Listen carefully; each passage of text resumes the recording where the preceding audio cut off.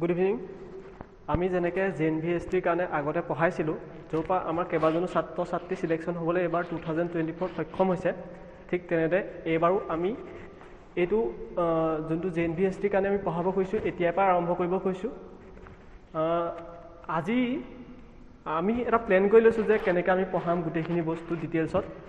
আজি আমি তাৰে এটা টপিক চাম, সেইটো হৈছে অড ওৱান আউট আৰু অমিলটোৰ বাছনি। ঠিক আছে, এই গোটেইখিনিলে আমি প্ৰথমতে আমি যোৱাৰ আগতে প্ৰব্লেম কেনেকৈ ছল্ভ কৰিম গোটেইখিনি যোৱাৰ আগতে আমি চাম তাক কিছুমান তাৰ ৰিলেটেড কিছুমান কনচেপ্ট, যোনখিনি আমাৰ এই কুৱেশ্যনখিনি ছল্ভ কৰোঁতে আৰু যোনটো আমাৰ মানসিক দক্ষতা আছে, যোনটো মেণ্টেল এবিলিটি বুলি কয় আৰু যোনটো ৰিজনিং বুলি কয় একচুৱেলি, সেইটো ছল্ভ কৰাত বহুত সুবিধা হয়। এই কিছুমান কনচেপ্ট আছে, সেইখিনি আমি প্ৰথমতে জানি ল'ব লাগিব,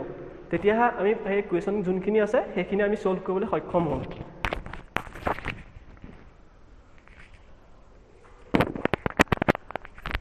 ফাৰ্ষ্ট আমি কুৱেশ্যন ছল্ভ কৰাৰ আগতে আমি জানিব লাগিব যে কোন কি হয়। কোন, যোনটোক আমি ইংলিছত কি বুলি কওঁ, এংগুল বুলি কওঁ। কোন কি হয়, যেতিয়া দুডাল ৰে লগ হৈ এটা পইণ্টত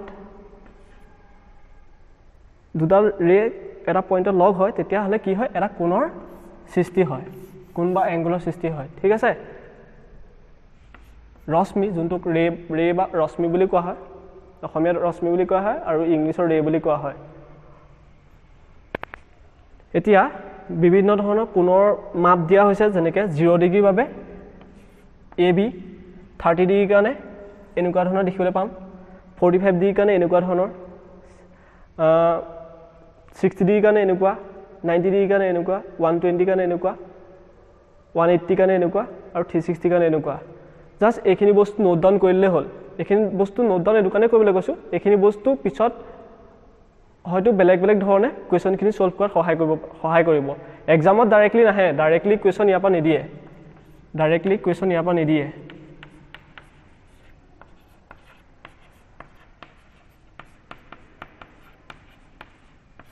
ডাইৰেক্টলি ন' কুৱেশ্যনছ। কিন্তু এইখিনি বস্তু দৰকাৰ হ'ব,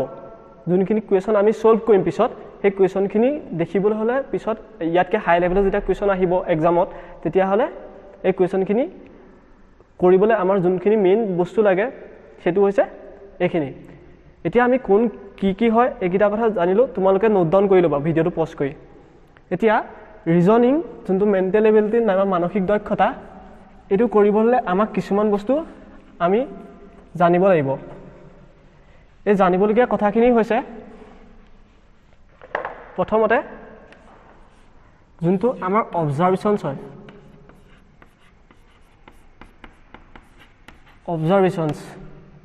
যোনটো আমি কেনেকৈ ধৰণে লক্ষ্য কৰোঁ, বস্তুখিনি কেনেকৈ আমি চাম, সেইটোৰ ওপৰত ডিপেণ্ড কৰিব কোনটো কেনেকুৱা ধৰণৰ আছে। এইটো মই অকল এইটোৰ কাৰণে কোৱা নাই, অড ওৱান আউটৰ কাৰণে বুলি কোৱা নাই, গোটেই মেণ্টেল এবিলিটিৰ কাৰণে কৈছোঁ।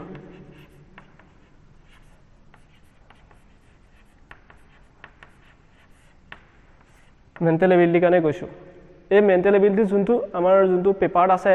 সেই মেণ্টেল এবিলিটিৰ কাৰণে এই গোটেইটো হয় অবজাৰভেশ্যনছ। গোটেই মেণ্টেল এবিলিটিটো মানে মানসিক দক্ষতাটো অবজাৰভেশ্যনছৰ ওপৰতে ডিপেণ্ড কৰি আছে। বহুত ইজি হয়, স্ক'ৰিং হয়, আৰু কমচে কম 40টা কুৱেশ্যন ইয়াৰ পৰা আহে, 40টা কুৱেশ্যন ইয়াৰ পৰা আহে, 40টা কুৱেশ্যনছ আহে, আৰু কিমান মাৰ্ক হয়, 50 মাৰ্কছ। মানে যোনে এই মেণ্টেল এবিলিটি, যোনটো মানসিক দক্ষতা বুলি কয় অসমীয়াত,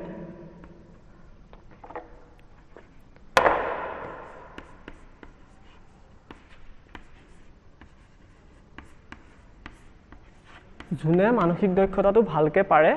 তাহাঁতৰ এই 50 মাৰ্কটো হৈ যায়। আৰু যোনে এই 50 মাৰ্কটো এক্সট্ৰাকৈ লৈ থৈছে,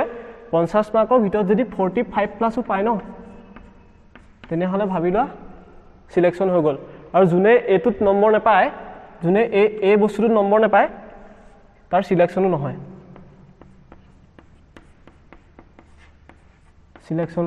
চিলেকশ্যন পাবৰ কাৰণে এইটো ইম্পৰ্টেণ্ট, মেণ্টেল এবিলিটি ইম্পৰ্টেণ্ট। ঠিক আছে, এতিয়া আমি বহুত কথা জানিলোঁ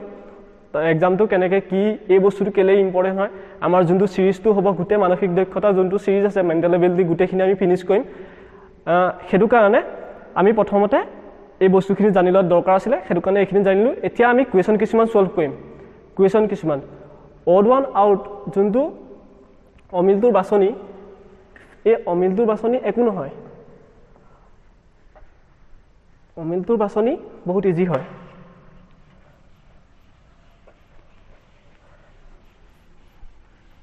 অমিলটোৰ বাছনি এইটো কাৰণে ইজি ধৰি লৈছা তোমালোক ক্লাছ 6 ল'ৰা ছোৱালী ক্লাছ 6 ল'ৰা ছোৱালী আছে ঠিক আছে ক্লাছ ধৰি লৈছা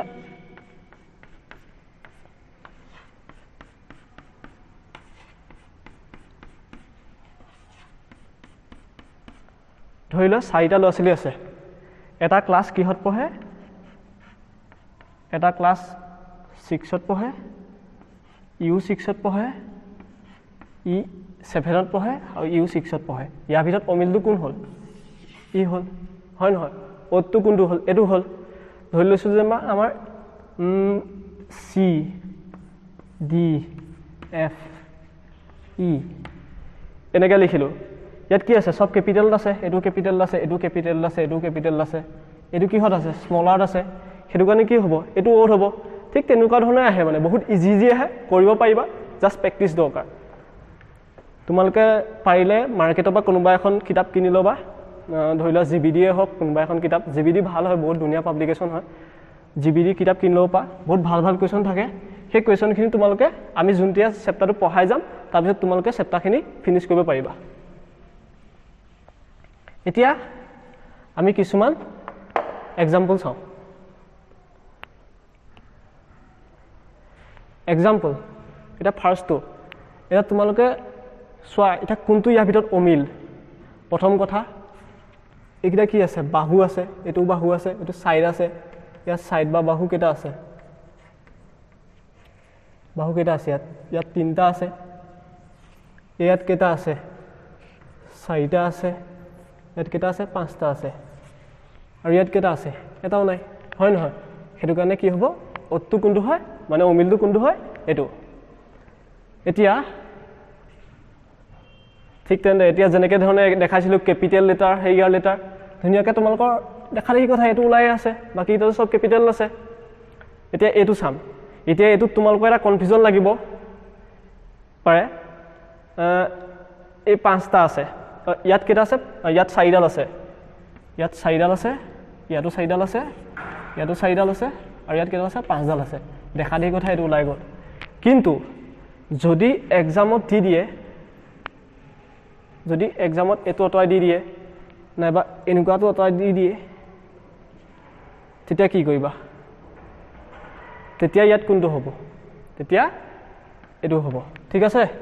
তেতিয়া এইটো নহয় কাৰণ এইটোত এইটো আছে পাঁচটা থকা লগত নহয় এইটো আহিব ঠিক আছে এতিয়া এইটো চাম ইয়াত এটা কথা মন কৰিবা ইয়াত কেইটা আছে ভিতৰত সাৰ্কেল কেইটা আছে সাৰ্কেল কেইটা আছে ইয়াত চাৰিটা আছে ইয়াতো চাৰিটা আছে ইয়াত কেইটা আছে চাৰিটা আছে ইয়াতো চাৰিটা আছে কিন্তু মেইন কথাটো আহি গ'ল এতিয়া এইটো অমিলটো বিচাৰিব লাগিব প্ৰথম কথা ইয়াত তিনিটা আছে দেই ইয়াত চাৰিটা আছে এতিয়া অমিলটো কোনটো হ'ব অমিলটো এইটো কাৰণে হ'ব অমিলটো আমি চাৰ্কেল কেইটা আছে ক'ত আছে নাচাওঁ ইয়াত ক'ত আছে ইয়াৰ চুকটোত আছে ইয়াৰ চুকটোত আছে ইয়াৰ চুকটোত আছে আৰু ইয়াৰ চুকটোত আছে ঠিক আছে ইয়াৰো ক'ত আছে এই চুকটোত আছে ইয়াৰো এই চুকটোত আছে ইয়াৰো এই চুকটোত আছে তাৰপিছত এইটোতো ইয়াৰ চুকটোত আছে ইয়াৰ চুকটোত আছে ইয়াৰ চুকটোত আছে ইয়াৰ চুকটোত আছে কিন্তু এইটো ক্ষেত্ৰত কি দেখিম এইটো ক্ষেত্ৰত কি দেখিম এইটো ক্ষেত্ৰতো নাই ইয়াতো কোনো চুকেই নাই এটা চাৰ্কেল হয় মানে এটা বৃত্ত হয় ইয়াতো নাথাকিবই সেইটো কাৰণে কি হ'ব অমিলটো আমাৰ কোনটো হ'ব এইটো ঠিক আছে নেক্সট আমি এতিয়া এয়া চাম এতিয়া এইটো অলপ কনফিউজিং হয় অলপমান কনফিউজ হ'ব পাৰে কিন্তু ইজি হয় ভালদৰে অবজাৰ্ভ কৰিবলৈ শিকা ঠিক আছে এতিয়া ইয়াত কি হৈছে ইয়াতো এটা আছে ইয়াত এটা আছে ইয়াত এটা আছে ইয়াত এটা আছে ঠিক আছে ইয়াত কেনেধৰণে আছে চুকে চুকে আছে আৰু বাহুৱে বাহুৱে আছে চুকে চুকে আছে বাহুৱে বাহুৱে আছে ইয়াত চুকে চুকে আছে বাহুৱে বাহুৱে আছে কিন্তু চুকে চুকে চুকে চুকে চুকত আৰু হেৰিয়াত আছে মানে ইয়াত এতিয়া আমি সেইটো নেচাম ইয়াত কেইটা চাম ভিতৰত দুটা আছে ভিতৰত কেইটা আছে দুটা আছে বাহিৰত কেইটা আছে দুটা আছে ঠিক আছে ইনসাইড আউটসাইড মানে অসমীয়াত কি লিখা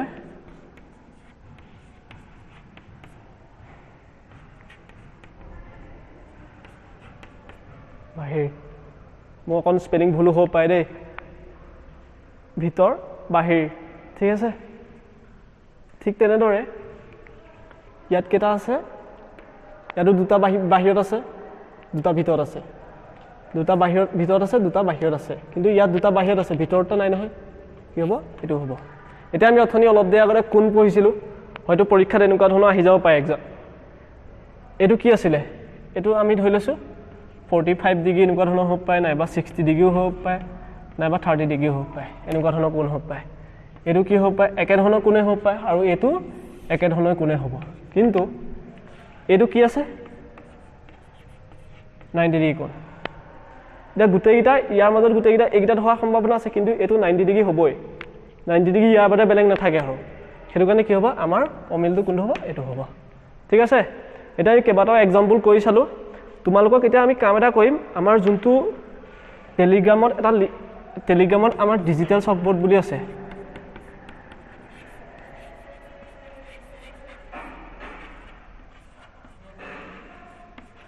আমি ভিডিঅ'টোৰ ডেছক্ৰিপশ্যনত লিংকটো দি দিম তোমালোকে তাত গৈ পাই যাবা নহ'লে তোমালোকে কাম এটা কৰিবা মেছেজ এটা দি দিবা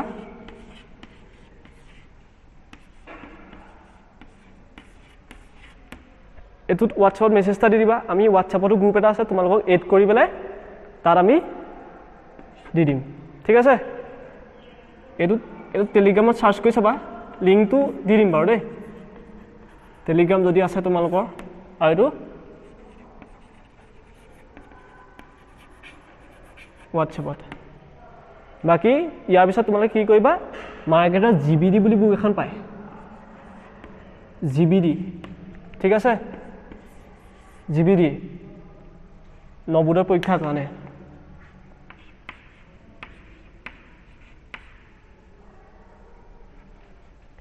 জিবিডি বুলি ক'লে হ'ব নবোদয় বাছনি পৰীক্ষাৰ কাৰণে জিবিডি বুক এখন লাগে বুলি ক'লে হ'ব বহুত ধুনীয়া থাকে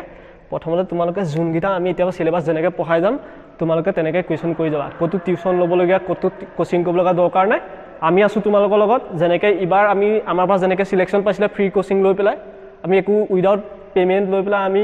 কোচিং কৰিছিলোঁ তেনেকৈ ধৰণে এইবাৰো আমি চিলেকশ্যন দিম তোমালোকে খালি আমাক ছাপোৰ্ট কৰি থাকা বছ ইমানে ধন্যবাদ